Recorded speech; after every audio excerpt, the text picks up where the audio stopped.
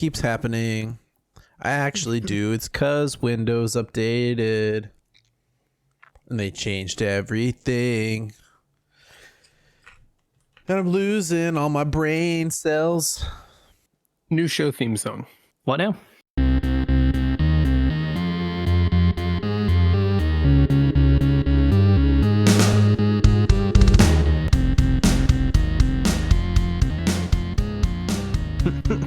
They even changed where the volume slider is. It's not on the left anymore. Now it's down on the bottom near the start button. For what? The latest Windows 11 update that botched everything.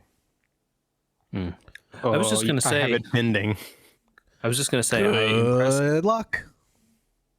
I impressively didn't have to change any settings after opening Discord and my computer and Burp OBS, and I was like, "Wow!" It just remembered all my settings and stuff worked. That was nice. What game is that? I did have to restart my computer though. What game is that? I'm thinking of. Is that Star Fox? Good luck. Maybe. I'm gonna have to watch an ad to find out. Come on. Why? Replay. Oh, it's not even 2 seconds long. Good luck. Yeah, this is what I'm thinking of. 100%.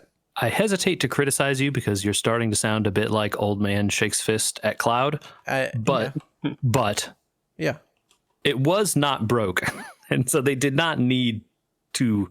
It was just fix it That's for no the reason. thing, right? Like the volume slider being on the top left and now being underneath everything else and hard to find didn't need to change. A Windows update doesn't need to change the settings of what is selected. Just little things change. Like the sound settings tab is slightly different and operates behind the scenes slightly differently. So that before I would only lose volume control from my keyboard if I had not switched the sound inputs to be all correct. Now nothing works at all and sometimes requires a restart. And it's just like, why? I know that I'm a very specific use case and that's why I'm just like quietly frustrated, but I'm not the only one. People that do dedicated streaming stuff, which is hardware that you have with that Stream Deck, like have PC that is dedicated for streaming for this reason. Never right? update Because it either. They don't touch anything. They leave it completely alone because of this. Yep. And not just this, but like all programs that effectively cause this. Yeah, you get it set up once and then leave it alone. Yep. It's not just Windows either. Some stuff like this happens with my cameras. Like I updated my one of my digital cameras recently and like boom, there goes all your settings. It's like, oh, okay, thanks. All to fix an issue that, oh yeah, that would be bad if that happened, but it's never happened to me. And I'm sure it only happens if you're, using it in a certain way, but I'm going to prevent it and update and there goes all my camera settings. That's rough. It's rough.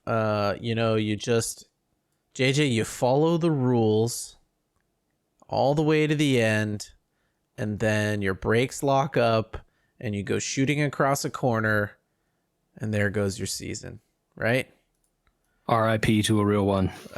Welcome to We Were Gamers, episode 330, maybe? Yeah, probably.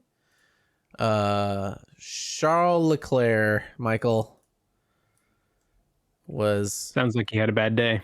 was within, I wouldn't say within striking distance, but was still in the hunt for the championship until the literal final turn of this past race. Yes, we're going to get into a lot of that. I just want to say a lot of the reason it seemed like he was still in it is because apparently the Sky broadcast was just confused. Everyone else knew what was going on. Yeah. And the broadcasters we heard were just wrong and giving wrong information the entire broadcast. Yes. We found this out after, Michael, but we were watching the race. And the entire time they're telling you, well, they're not gonna get full points for this race. So these are the only scenarios in which Max Verstappen is the new world champion at the end of this race. Okay. And it's been downpouring rain, which has been 2 or 3 races in a row now, JJ? Yeah. People are like, guys, Suzuka should be earlier in the year so it doesn't a complete downpour all the time. Japan doesn't do this except during this time of year when you are always here. Yep. I mean, rivers on the track. Singapore 2 weeks ago, also downpouring. Yeah, it had stopped by the time the race started, but there was still a lot of water on the track, and so And they it was couldn't use messing with slick brakes, tires. and tires, and yeah.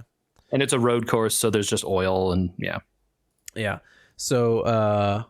So major rain delay into kind of crazy-ish race, Michael, where they're all basically they're on these tires that actually need to be wet. So like you have to steer into the wet of the track because if you run on the dry, the tires will burn out fast, real fast. Okay. You need to get that contact lift from the water to not run the tires out. Well, there's miles and pounds of rain all over the track causing spray, and no one can see anything. Nothing. the guy in front can see, everyone else completely screwed. Right. Yeah, just from sheeted water. So you're literal tenths of a second behind another car. You can't see. Going 100+ miles an Going hour. 100 miles an hour. And oh, by the way, try and find the wet on the track, not the dry.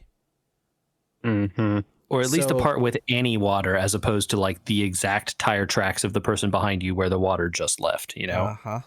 So everybody's tires are going crazy and degrading, and people are pit stopping all at weird times to try and gain time advantages because unlike normal races where you might gain tenths of a second by changing your tires, these guys were gaining 6, 7, 8 seconds by changing tires. Ooh. Yeah. Like not 6, 7, 8 seconds total, 6, 7, 8 seconds per lap. Yeah. So like a pit stop is 20 something seconds. 22 to 27 seconds is the average. And you are going to get that back in like 3 or 4 laps. Yeah. Wow. So it's already kind of a crazy race. Verstappen gets out to a lead after the restart, which was very unclear. They just kept going around. The Sky guys were confused, thinking, oh, maybe they're going to not call them back out and they're going to put them back in the pits because it's too wet. And then all of a sudden the safety car turns its lights off and they're like, okay, I guess we're racing. So they had, so again, this is another instance where the Sky broadcast didn't know what the hell was going on, and everyone else seemed to be fine with it. Like they had signaled that it was going to be a rolling start, which is what they did, right? They, like, you know, the typical start of a race, everyone's all lined up and there's lights and they go off and everyone drives. Yeah. They deemed it, once it gets too wet, that becomes unsafe because of all the spray and all the cars being bunched up together. No, they don't do it, right? See that? Yep. Otmar said standing water was the red flag. That's why they called it out. Right. And so they're like, okay, but if the cars are driving in single file behind a safety car, that's at least safe enough that they won't be like 7 cars going 4 wide into the first turn, you know? Sure. And we can have a race that way, or we can sit behind this red flag and do nothing. Right? So it's like, all right, these people are like, the stands are full. Like, let's at least try to put on a show for the folks. Right? Okay. So they do this standing start. And the broadcast is like, oh, the safety car is going in. That can't be. What's happening? Britishness. And Verstappen with the genius play to kind of like get wide, and then as the safety car starts to head towards the straight, slow down aggressively to bunch everyone up so that they all can't see when they hit the gas and spray each other. Right. It's the concertina, right? Like they do this even when it's dry for the same reason, right? Like you brake, they have to brake, or they will literally hit you and then pass you, which is illegal. Right. And that's a penalty for them. So either way you win, right? And then once you have just caused them to tap the brakes, you gut it and they have no chance, right? And it's the same thing here. And then also this causes a wall of spray water that no one can see through, right? And so like, what line does Verstappen take? Where does he go? When did he actually hit the gas? No one knows. So by the end of the race, Michael, he is literally a pit stop ahead of everyone, having not changed his tires. Except for He did once. wet Yeah, stinters like everybody else. Yeah. Because the other thing, right, like we talk about wets versus inters here, the wet tires are like road tread real tires, right? They're meant for like or they call them the extreme wets, basically. They're like, yo, it is downpouring out there. That is what these are for. They would If look there's almost like what we would have for winter tires, almost. right. And the thing is, if there is not like tons of water all over the track, these tires are garbage. And you will be slow. Even The with inters- water on the track, they're still garbage. It's just that there's nothing you can possibly do that's better. Right.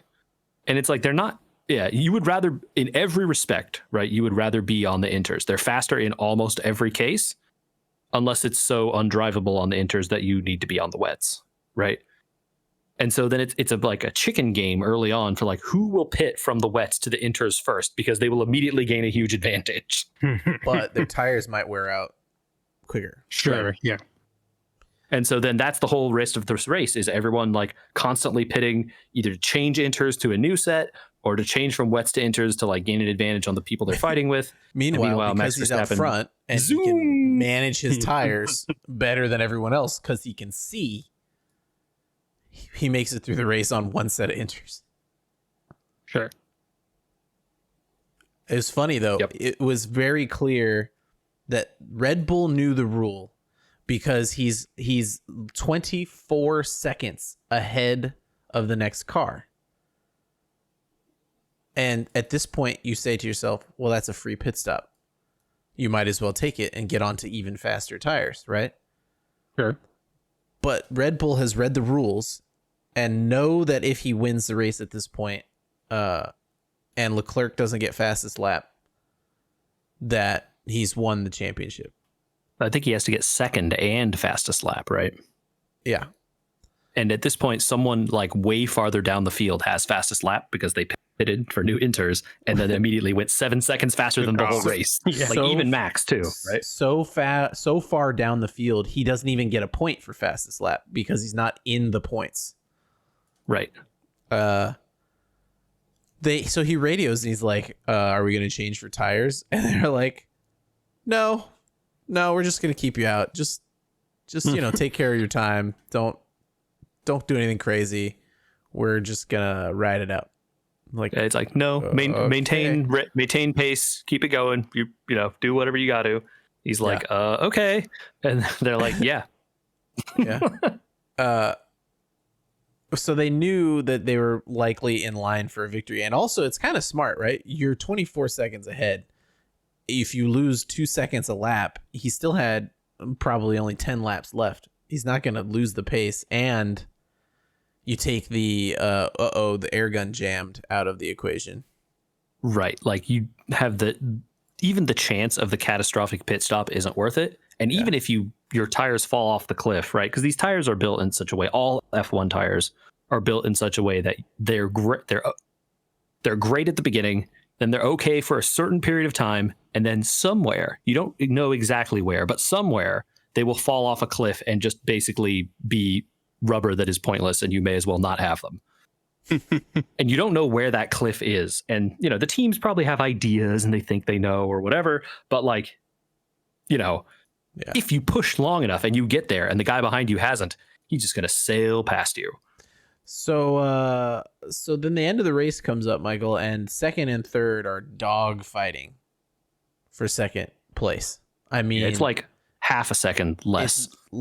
It's less because every time they get into the spoon or another turn, Perez is trying to pass. And then he falls back to half a second when he doesn't get the pass and then has to work his way back up. So it's happening for like 4 or 5 laps. It's just, he's about to pass. Just can't get it. He's about to pass. Just can't get it. And neither one of them can pit for good tires. So they're doing it on bad tires. And it's just like, it's like watching fight. It's watching the 9th round, The boxers are like, I didn't hear no bell.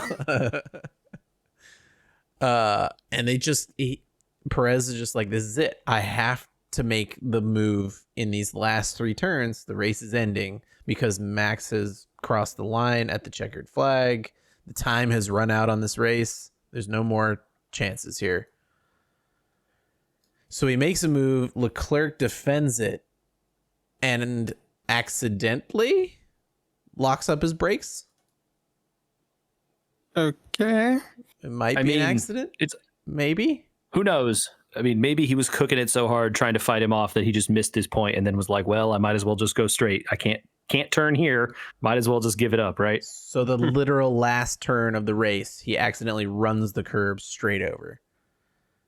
And like, you know, like cuts a turn and makes it a straight line, which is obviously cheating, right? Because like you have gained a huge advantage by not turning when everyone else had to turn.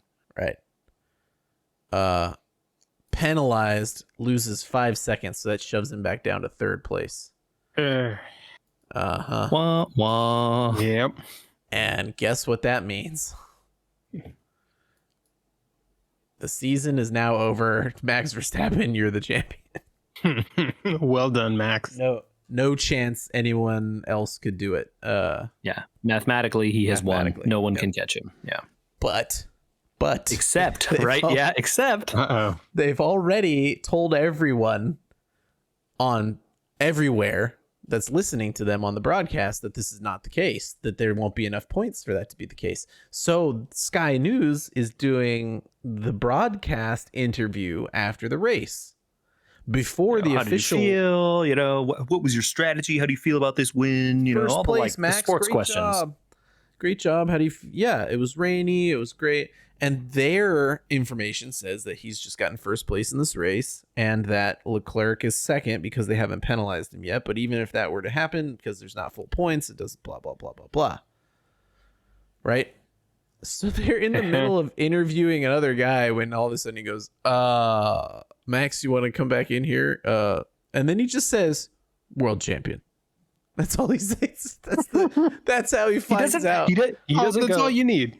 because like he like Max jumps out of the car, hugs the people from his team, you know, and is like, congrats. And then the interview starts, right? It's not like there's a lot of time in between there. He hasn't talked to anybody really. He just like, you know, the guys are cheering, you know, the pit crew and people are like hugging him and cheering him on the side, but they do that every race. So it's not like, you know, there's not spraying him with champagne yet at this point, right? Yeah. And so then the interviewer is like, well, you didn't make it, you know, but it was a good race. You obviously won here. And he's like, yeah, totally. That's how it was. Okay. Yeah, great. I wish I could have won it here. You know, the fans are so great, blah, blah, blah. And then the interviewer calls him back in the middle of the other guy's interview and is like, world champion. And he's like, What? So oh, okay, great. Like, yeah, I'm glad we could do it here. So special. Like, he only misses like 2 beats and then is like, so special we could do this for the fans. Like, I love them. It's so great here. Like, I'm It really turns out- happy, you know. It turns out he only misses 2 beats because he's confused.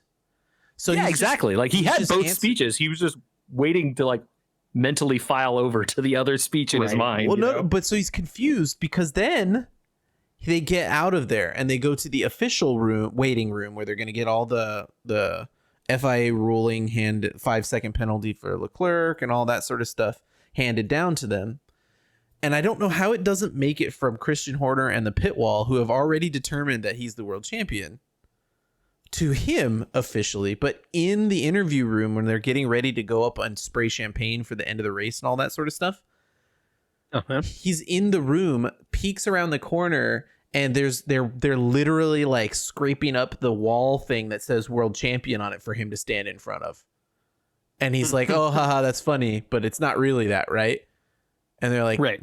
No, man, you won the world championship. And he's like, yeah, but not really, not right now. Like, it's not actually over, right? Like, maybe it's only 1 point or whatever. And they're like, no, like, really, it's over. Yeah, like mathematically it's done. And like somehow no one had bothered to tell him. That's like, he got that one question from the interviewer and was like, yeah, whatever. I don't know. Weird. It's Okay. so Like, confusing. We had to stand there and like watch the interviews this time and be like, what is happening here?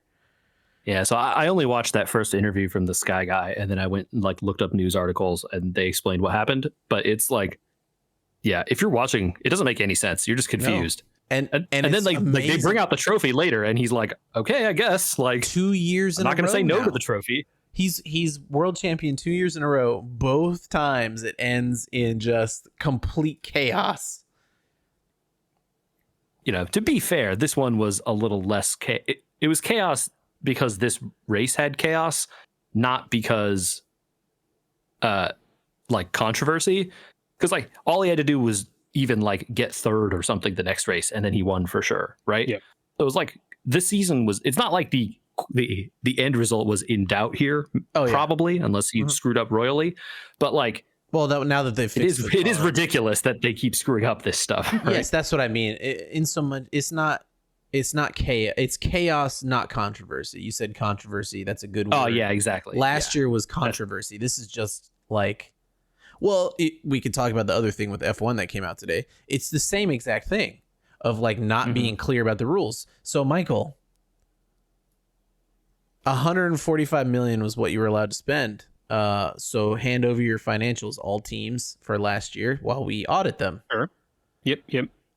Oh, the season's been over for over a year, but 2 of you broke the rules. What's the punishment? Oh, we don't have one yet. We'll decide once we decide. Well, they finished the audit. They say, here are the teams that have broken the rules. Minor. One of them was infractions. considered. One was a minor infraction, which is defined as less than $5 million. And the other one is a procedural infraction, which means they maybe didn't break the budget cap, but they like classified things wrong or something like this, where there's like a trillion like lawyer agreements and rules and stuff that you have to follow in these regulations, right? It's like the tax code, but probably way more complicated because they're trying to actually stop cheaters. Okay. And so the one team, they said it was a procedural infraction, which means like, oh, you like highlighted column C instead of D here, or you misclassified these funds as this when it should have been that. But the total money was not above the limit. But one team was above the limit. Red Bull. Gee, I wonder if it was the championship winning team, Red Bull. So to be fair, the championship winning team was Mercedes this year. In 2021, correct. In 2021, yes. Now that won't be the case this year. Their Mercedes is way too far behind. But Verstappen was the driver championship, but Mercedes was the team champions. So theoretically, right? And then they like intentionally. So they say like Red Bull, you have violated a minor infraction of the cost rules, and then it's like the penalties are like enumerated. Like here's the list of things we could do. But they don't say what is for what. They just say any of these things up to disqualifying you from races, taking away points, taking away driver's points, like fining you a bunch of money, saying you're bad and hitting you on the knuckles. Like anything is open. Like it's a crazy number of options. And so it's like, okay, well, like what is the, but they did, crucially, they haven't said how much were they over. They obviously know, they just did the audit. It's less than 5 million. Well, but like if it's 4.8 million, that's a big difference. 100,000. Yeah. If it's $100,000, okay, that's not a big difference, right? Yeah. And so then like the severity of that punishment has to matter based on that, right? If they're like 4.99, absolutely you need to take away like points, like penalize them badly. They have screwed up, right? If it's like $100,000, that's like someone sneezed and like they had a nice handkerchief when they shouldn't They have. accidentally bought an extra wing. Yeah, or yeah, like they repainted their sponsors' logos 2 times more than they should have or something. Sure. Like that's the kind of stuff. Okay, like they still need to be, you have to enforce the rules, right? If you're over the limit, they're over the limit. They should be penalized, period. But like the severity has to matter and that has to be important. Yeah, we'll see. Because otherwise, like why have financial rules if they can just break it, right? Yep, we'll see. And crucially, these are the first time these rules have been enforced. That's the other thing. Which is why they may not do much. Or why they may decide to like bring the hammer even when it's not warranted. Sure. Well, So it's you enough, don't know, right? It's enough to make you want to drink. Ooh, yeah. Like I will tell you, when I stayed up late to watch that race, I was like, oh, this is going to be so fun. Live F1 from Japan. It's at like late at night for me. I can stay up. It'll be great. I'll go to bed like at 1 o'clock. This will be awesome. Oh, rain delay for how long? All right, we're going to bed. I watched it later and I was like, how far forward do I got to scrub this thing? But Yeah, I was like trying 2 to hours. transition. I knew you were. Sorry. Michael, do you have Sure. your list in front of you? I do. I have my list in front of me. JJ, you are now sit JJ in judgment. Yes. Hello. What is this list? What is this list? Explain. So we talked a bit about trip that my wife and I went on, and how we went whiskey tasting and had a whole bunch of bourbon while we were all over this trip, and like had such a fun time. And then we came back and we're like, well, okay, here's the thing. That trip going to there doesn't actually help you get anything that's like hard to find or rare, right? All it does is like you get some cool tours, you get to try some stuff that's only sold at the distilleries, but you can't actually like the best stuff isn't there. It doesn't help you any, which I guess I don't know why I thought it would. That was foolish of me. Yeah. Well, good question. And there are some like things that I have heard in the past that like, oh, if you showed up at Buffalo Trace when it opens, there are some things that are different than like when we went there. But like we're on a tour, we don't have a choice. We show up when the tour takes us there. That's how that works. So it was what it was. And then we're like, well, we want to try some of this other stuff. It would be fun if we could get it and have it in a collection just to taste, like share with friends, whatever. Like I'm not here trying to resell things, because the other thing is that all of this becomes inextricably linked with the price. I talked a little bit about the secondary market for bourbon and whiskey, and it's insane. Yeah, this is something I've never understood about secondary markets for alcohol, which is how do you sell it legally, right? Like if used to go, it's illegal. You can't. You cannot do it legally. Michael, I still have a bottle of Fundamental Forces. Oh yeah. Last time I checked, there are websites that tell you how much the bottle is worth. Right. Yep. Mm-hmm. Let's see if I can still find it. I mean, do you want the actual answer for how you do this? I know now.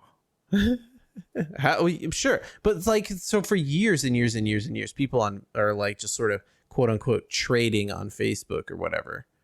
Right. So that's one of the ways you quote unquote trade on Facebook. You trade their money for your thing, right? Or their expensive thing for your expensive thing. Okay. Or you create a listing on a place like Craigslist that doesn't do moderation really, or, things of that nature, right? You create, or eBay, like these kinds of things you can eventually do if you try hard enough. Yeah. Yeah. That's how you do it if you want to do something that you should not do, to be clear, is illegal, folks. I'm saying. Last transacted for $215 a bottle.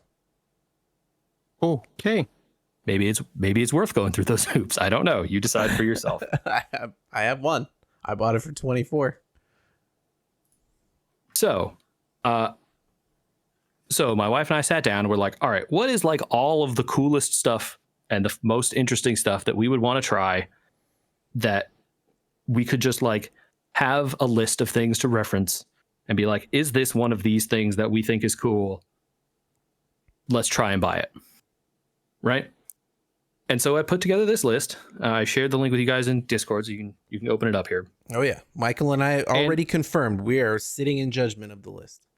And so all this stuff is just like, hey, here are things that are either really hard to find or supposedly really good, well liked by the knowers of the craft or whatever.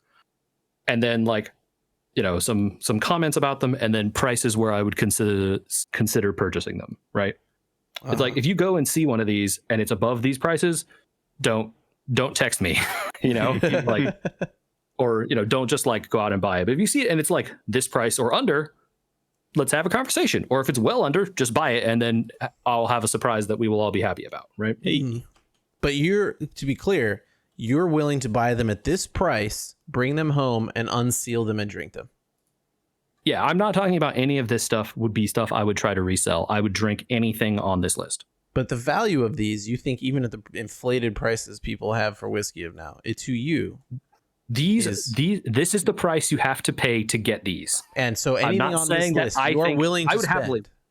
I would happily pay less, to be fully clear. Sure, the MSRP ceilings. The MSRP, yes, these are my ceilings, right? The MSRP on all of these is in most of them, is way below these prices, right? Way. Right. But this is the price you have to pay if you want to be able to get it. Now, I'm also not going to say, like, we're getting all of these. That's also not happening. Well, unless you're literally hunting around and doing all this stuff for a job, you will not find all of these. You will never just walk into a place and find a bottle of Pappy Van Winkle. Right. Or some of these the Buffalo Trace Antique Collection bottles, the William LaRue Weller, Thomas Handy, George Stagg, Eagle Rare 17, Sazerac 18 Rye, those just aren't available. And if they are available, they're not at this price. They're at like $1,500 and up, which I'm not willing to pay. Yeah.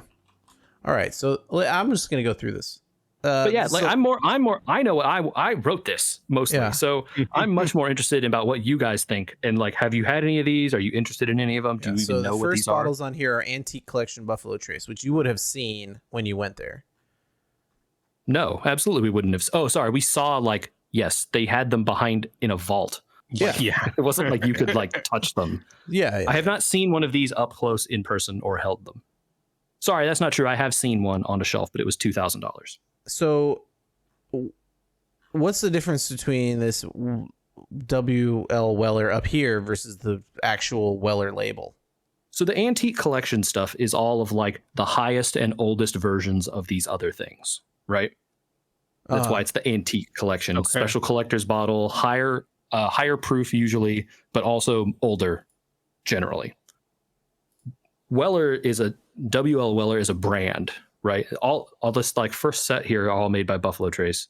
Weller is a brand. This is the brand lineup effectively. All of these are hard to find where we are. They are not hard to find everywhere in the US. Some of these you can find at MSRP in some states. Not California. No. Yeah, I wonder if it's worth like keeping this list around when you travel, Oh, absolutely it is. Yes. If you're willing to buy bottles of things and fly home with them, certainly, or, drive home if you're in, This is one of my favorite memories from Denmark is grabbing bottles of things and bringing them home. I still have a bottle of schnapps from Denmark that's just sitting here that I flew home. Yeah. So like, these are prices, I'm generally, when I wrote this, I was generally thinking about California. Mm-hmm. So if I'm in a state where it's like way more common, I would, not want to get ripped off and pay, $100 for something that should be 40, right? Yeah, adjust accordingly. Generally thinking about California here. And to be fair, these prices are like on the lower end because I'm not willing to pay crazy markups either, right? Yeah. Yeah. Okay, you have a huge list of Weller here. Well, this is everything. I would like to try any of these. You would like to try everything from Weller? Yes. You have pulled this we right had here. A small sip of the Weller Full Proof when we were at one of our stops on the on our trip. It was like basically it was a museum effectively, and you donate money to them and they pour you shots of things that you want. And it was like $10 a donation for them because Weller is available there. It wasn't like hard for them to get. It's just hard to get here in California. Yeah. This looks like me a couple years ago, more than a couple now, before all this insanity. I don't know if you've ever heard of Redbreast, the Irish whiskey. Mm-hmm.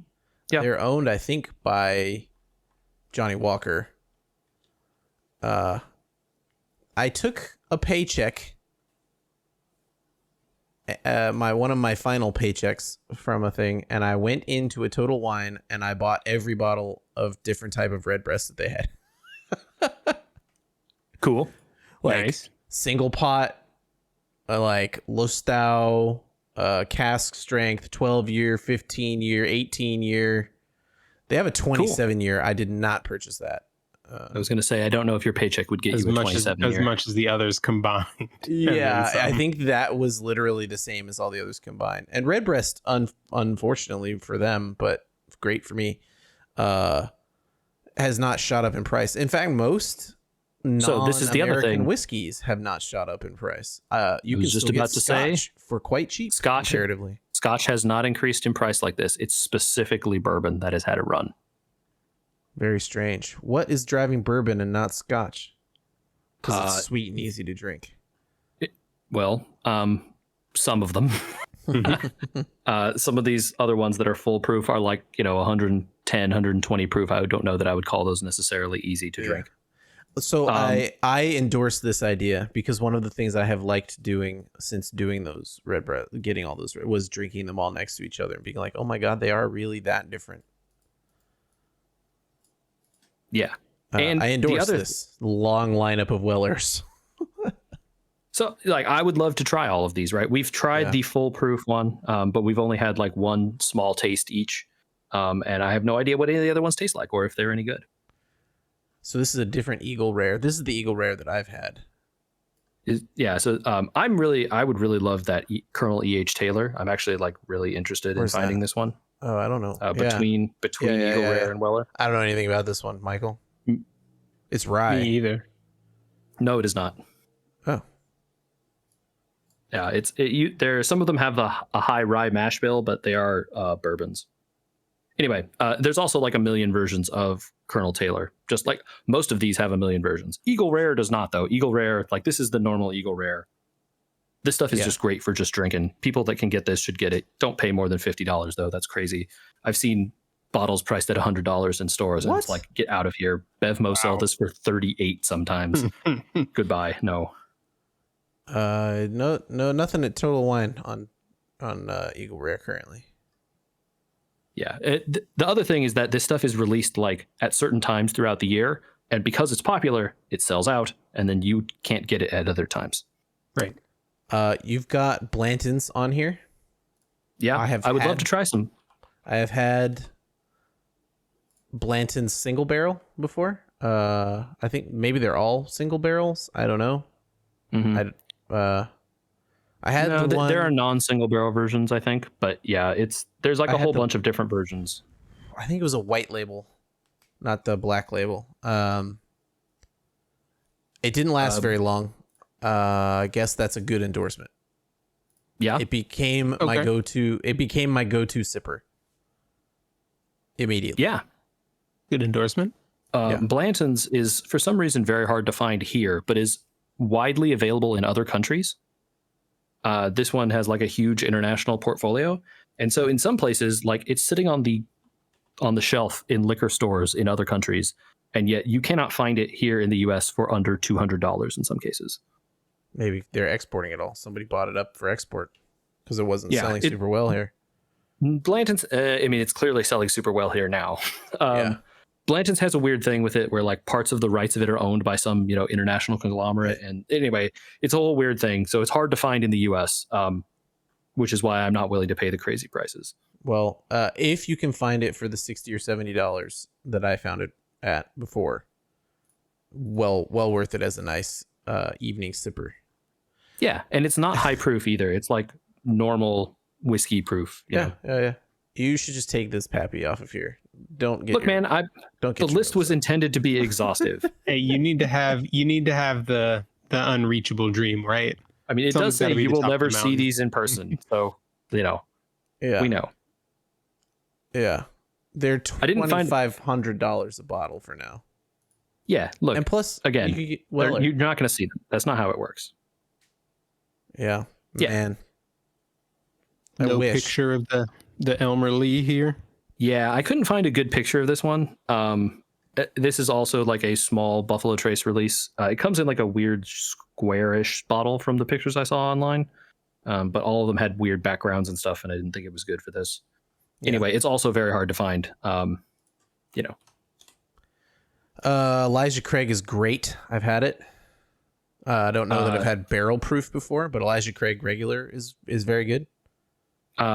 We tasted Elijah Craig at the Heaven Hill Distillery. It was great. We liked it. Yeah. Speaking of barrel proof, the thing that brought this up, I saw this today in my local supermarket. Oh, this one, the barrel proof one. Did you buy it? C9? Yes. What was not C922. It was B something 22. I don't know. Okay. What was it going for? It was $80. Okay. Hey, you missed your mark here. You got underneath. Nice job. Yeah. I was really happy about that.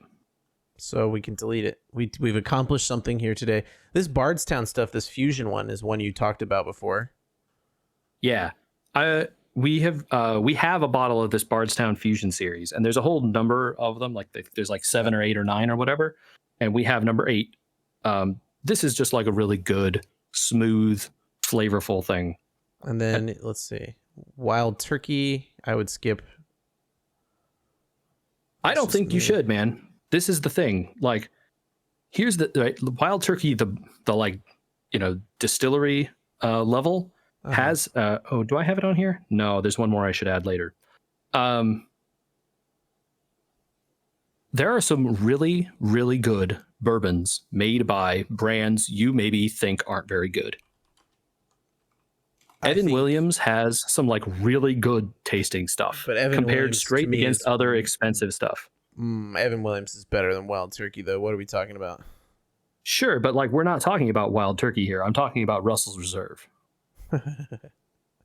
Right? Yeah. So like this one in particular that's on here is an expensive bottle because again it's limited. But the Russell Reserves from like 9 and up are pretty well regarded. You've got Knob this 13 Creek on one here, which is just Jim Beam. So yeah, because it turns out they make good stuff, right? Yeah. The Knob Creek 12 is well liked and is supposed to be like widely available. Yeah, I saw this. You should be able to find this in your local grocery store for MSRP. Like the Knob Creek 12 is the good. 12. I don't know about that, but I know you can get a standard small batch Knob Creek anywhere. Standard small batch Knob Creek you should find literally anywhere. This 12 I saw in a grocery store like last week, so it should be around. People can get this. All right. The 18 is not. And it comes in this fancy thing, and apparently it was a 1-year release to celebrate the 30th anniversary, and then it sold so well and people liked it so much they decided they're going to keep doing it. So it's rare now, but it will probably come down in price as they like keep doing it. You know. Do you feel? And there's one more that I haven't talked about, isn't on this list, which I'll add tomorrow or something.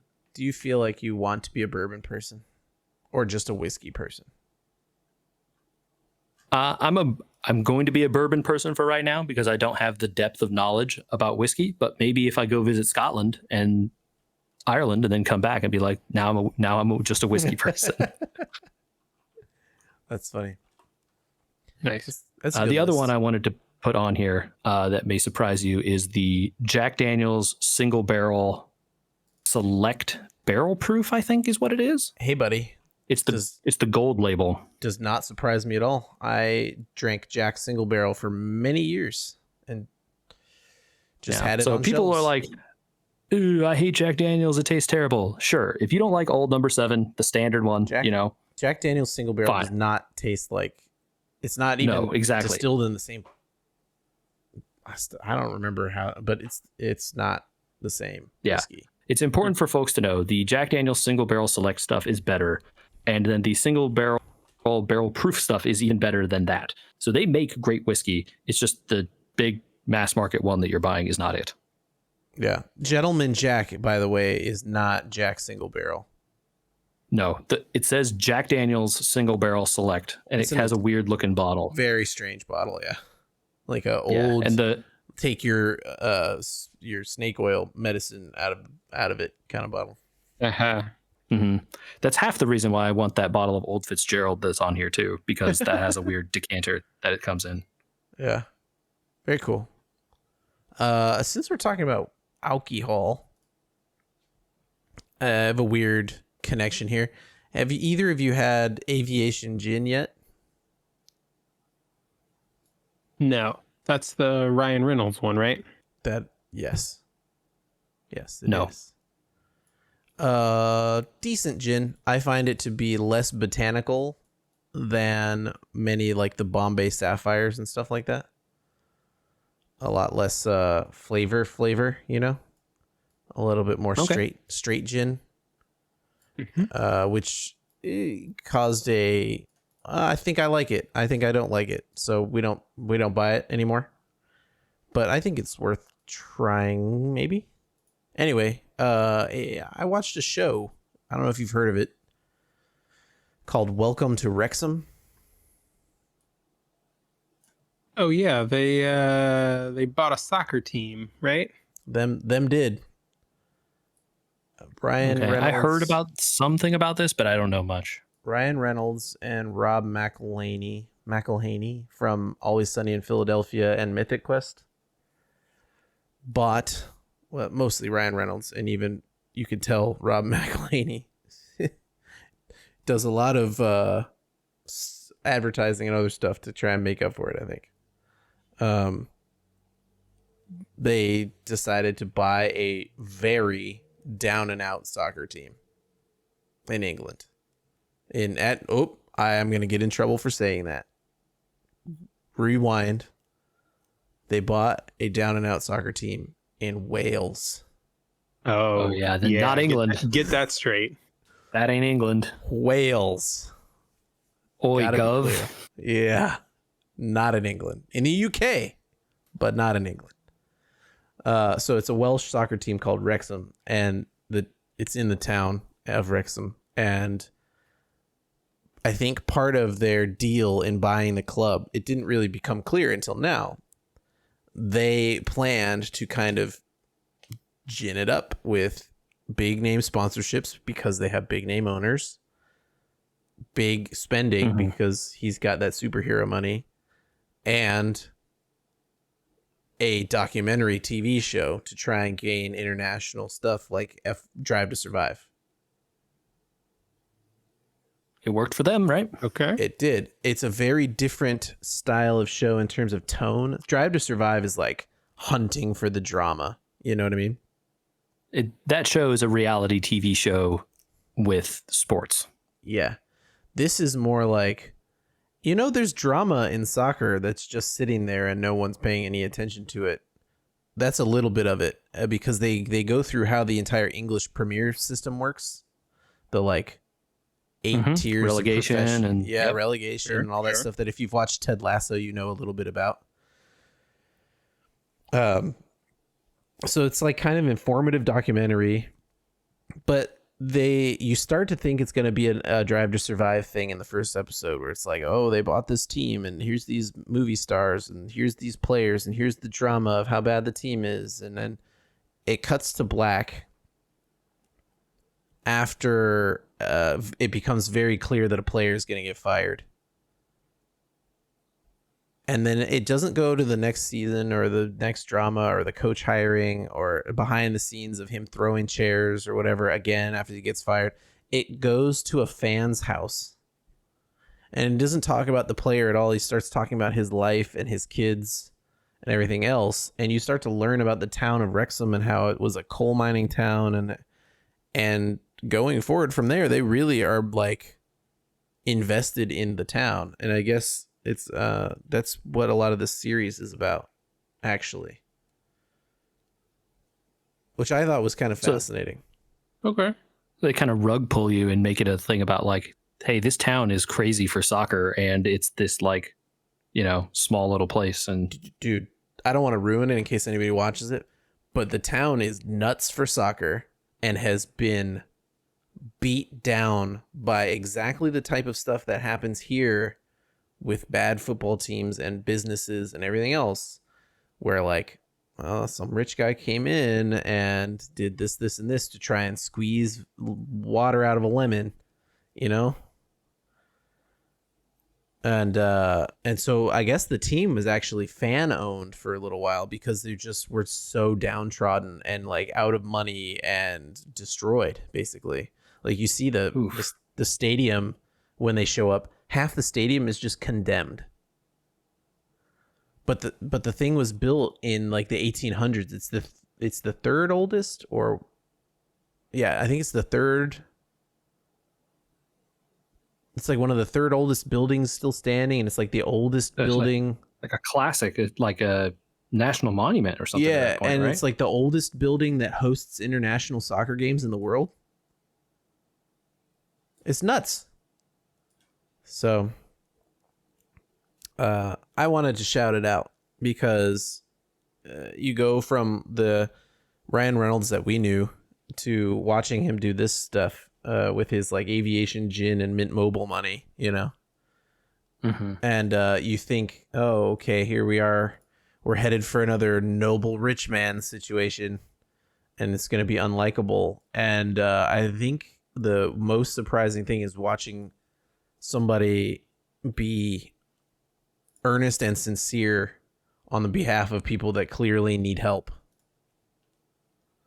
I mean, he's hoping to obviously make money on his football team. Sure. But also not in the way that you would think, Yeah, I mean, at some point, big name sponsors aren't going to come if you're not for winning. a team that is small and is a small market, right? Right, sure. Like, so you make it, a really cool story about the town, and it's like that's genuinely cool. Yeah. Nice. So, I like that. if you want a little half-hour documentary thing to throw in your schedule, it's not bad. It also is. They drop like two episodes a week, and they're still going, and you could wait. Gotta say that name like 3 more times so people can hear it. Welcome to Wrexham. Wrexham. And I don't know. Maybe I'm a little bit personally connected to it because my kids are getting into soccer, and it's like, well, I got to know more about soccer. And then all of a sudden, a bunch of Americans are like, we should get into soccer. And I was like, okay. So it's watching a interesting perspective of Americans getting into soccer at the same time. So maybe it's just connecting. You're not going to watch the Winter World Cup in Qatar? We should talk about that. Not on the episode. Maybe. Yeah. It's like I have watched World Cups like frequently throughout my life in the last, 20, 30 years or whatever. And got real mixed feelings on this one. Yeah. Andor, I was wrong about Andor. I got to clear something up. Everything is a 3-episode arc. I was wrong. I told you that the 4th one was like more self-contained, and it is. But then we got to the 5th one, and it was like, they did it again. The 3rd one of these is going to be the thing. Uh-huh. So everything comes in 3-episode arcs. So they made 3 movies here. Is what happened, right? They've made 3 Andor movies, basically. They're more connected and direct than a movie. The ending of episode 3 is the beginning of episode 4. Right. Sure. It's not the. But if you go into it was more like the stories, are connected that way in little groups. By about halfway through episode 5, I was like, they're not gonna have time to finish this and this episode. And sure enough, it was like, yeah, all that stuff is for next episode. Like holding off. Yep. It's good because it's got me. They made a show for me, but I got to clear that up. One last TV thing, and then I want to throw out the COTC minute, maybe. Sure. Do you guys watch dubs or subs? We've talked about this with Japanese, but like other movies. Generally not. Yeah, Can I convince you to watch a movie that was done in English and dubbed in another language and then watch subtitles? Can I convince you? I've watched things with subtitles all the time. Well, I don't know about all the time, but I do it. He said doo-doo. Got him. I watched Prey on Hulu. That Predator movie. Uh-huh. I watched it in Comanche. I think they should have made the movie in Comanche.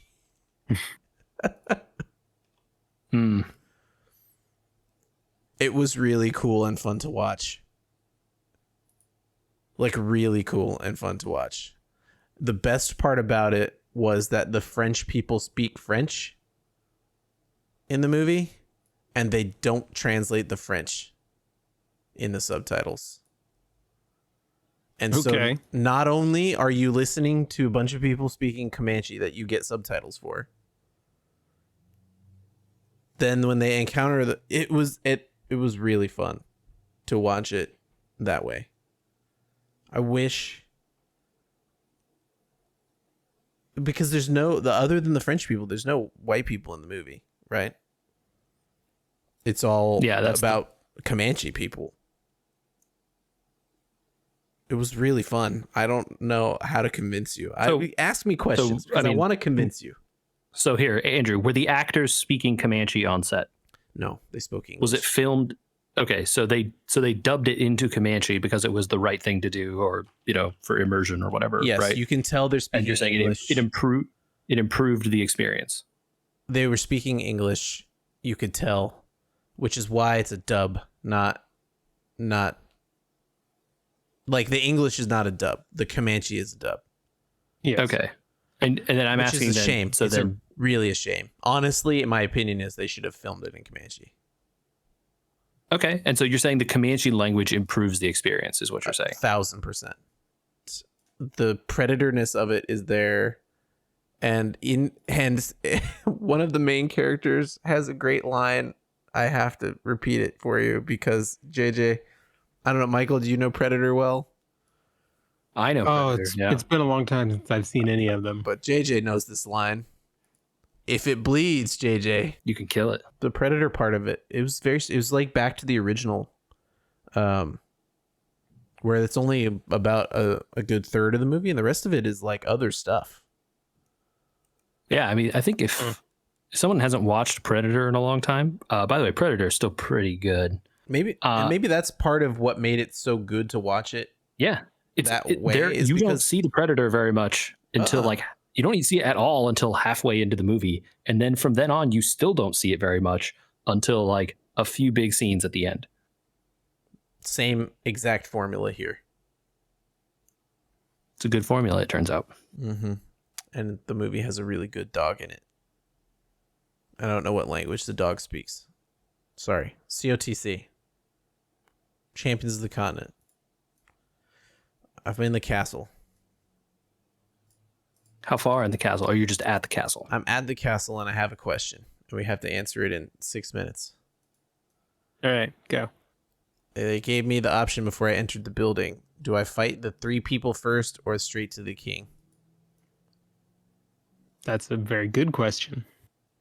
Is it incumbent upon me to understand that fighting the 3 people is basically gonna happen no matter what because I should do the whole castle to get all the feats before it's locked off? Spoilers. I think there are chests behind some of those people. Yes, I think there's a chest behind each one of them. So is the game basically telling me you can do elites or not do elites? I don't understand that. Do you want us to tell you what is happening here? Yeah. It's hard to answer this question without spoiling a mechanic for you. Oh, okay. So if you want to know, we can tell you. Do I want to know? Let me think about it while you guys kibitz about where you're at. Are you both in maintenance mode at this point? I'm thinking while you're talking. Yeah, so I've started in on. I didn't finish the last fight of the first cup, but I started in on some of the early rounds of the second tournament. Yeah, I just finished the preliminaries of the Tikilan Cup, and I still have story stuff to do, but I'm in the chapter 1 of Power Bestower or whatever. Okay, yeah, you're almost there then. There are only 2 chapter 1s released so far. Yeah, so I think I'm close to the end of the story content that exists currently. So I'm not quite to maintenance mode yet, and then I have like a trillion Traveler stories. Oh my god, I have so many that I have not done. They snowdrift. The Traveler stories are interesting because, or you know, what's most interesting about them is that they're like essential to do, but also a huge waste for especially low level characters. I have so many bronze shards and bronze guide stones that I would literally never need more. And I still have most of those 3-star, even though I've already leveled all my 3 stars to 45 to get the influence. They still have quests that I'm going to have to do to get them off my list. And then those just become shards, right? Like there's nothing else to do with them. You can shard them for bronze or silver shards though. Yeah, basically. Yeah, it just becomes like doing work. That's the thing to do. Yeah, but it just becomes doing work for like even tiny reward, basically. It's almost just doing the work to get it off your list. I've decided I don't want to know the mechanic. You do? I don't. Okay. You do not. We will not tell you. I don't think you'll... I believe in your ability to figure it out. More fights is generally better, and knowing that there are chests behind them and that I lose access to the castle, I'll just I'll just see what happens. But it's do answer me this. I'm not going to stumble into accidentally ending the castle. No, like it's There's a just big like all warning. the other end of chapter fights. There's the lamp and the warning about a fight ahead. Okay. That's all I need to know. Oh boy. And Well- if you leave the castle, like you can just leave and come back also, right? Just like any dungeon. It's not Okay. a big deal. Okay. All right. Well, that's it for me. I'm out next week because I will be going to Monday Night Football to watch the Broncos get stomped on By whomst? by the LA San Diego Chargers of Anaheim. Okay. Yeah. Yep. I'm That'll be a game. I'm not certain they're actually going to lose, but I'm prepared for them to lose. Hey, if you wanna compare dire straits for your team, let's talk. Oh, I mean, we still have a coach and a quarterback and most of our players. It's just a question of whether they're practicing or not. Are we talking about practice? How am I supposed to make my team better through practice? Oh, I can't think of anything better to end the podcast on than that. Allen Iverson never gets old, man. Oh, If you want to email us about practice, send it to podcast at weavergamers.com. I was just about to say, don't email me about Alfred Iverson. Not Allen Iverson, but about practice, though. We're talking about practice. Podcast at weavergamers.com. We're on social media at weavergamers, Facebook, Instagram, YouTube, all the places. Find us on there. And give us that like and follow on our videos. That stuff helps. Like those videos. It's good. Yeah. Have a good week, everyone. And don't forget to practice.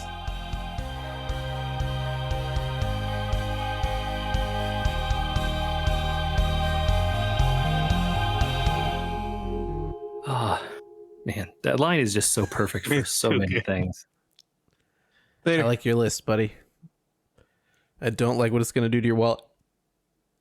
Yeah, it's all right. Like, again, most of it is just like, this would be fun. We have a bunch of like normal stuff here that we could find. So, Oh, yeah. if you guys see some of those there, though, Yeah, you call me. You call me. You call. Yeah. If you see a bottle of Pappy, just know that it's likely I'd split it with you. And I already have a bottle I could pour it in. And you could keep the other one. Good to know.